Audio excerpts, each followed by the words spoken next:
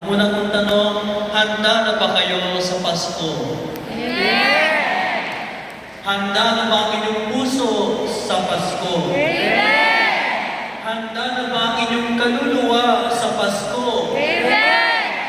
Handa na ba ang inyong bulsa sa Pasko? Sigurado kayo, ha?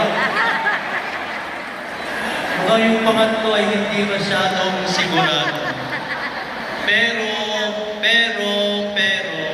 walang saysay ang puno ang bulsa sa Pasko kung hindi naman handa ang puso.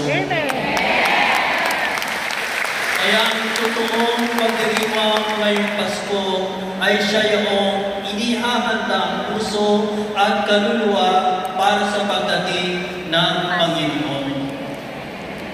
Kaya mukhang hindi pa kayo handa para napakahina ng amen kanina. Mga kapatid, sabi ko nga kanina, kakaiba ang alam ng pananampalataya at pagmamahal ng mga taga-soldiers of Christ para sa ating Panginoon. Kaya marahil kung pagnilayan natin ang ang kapistahan ngayon ay Santa Lucia at ang mga pagbasa, tatlong biyaya ang hingi natin sa Panginoon upang lalo pang mag-alap ang puso natin sa paglilingkod sa Kanya at lalo na sa paghahanda natin sa Kanyang pagdating. At ang unang isipin natin ay alab ng paninindigan sa harap ng pagsubok. Ulitin natin, alab ng paninindigan sa harap ng pagsubok. Mga kapatid, ito ang kwento ni Elias sa unang pagbasa. Si Elias ay isa sa mga pangunahing propeta ng Israel.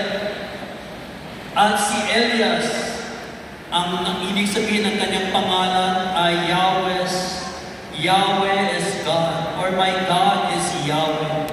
Ang kanyang Panginoon ay walang iba kundi ang Diyos.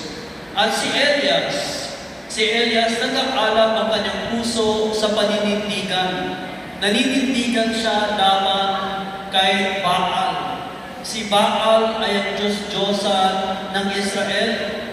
Si Baal ang pinapanginoon ng mga Hudyo, ng mga Israelita. At siya ay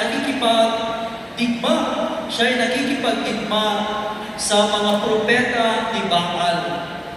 At ang kanyang ginawa, dahil siya ay binigyan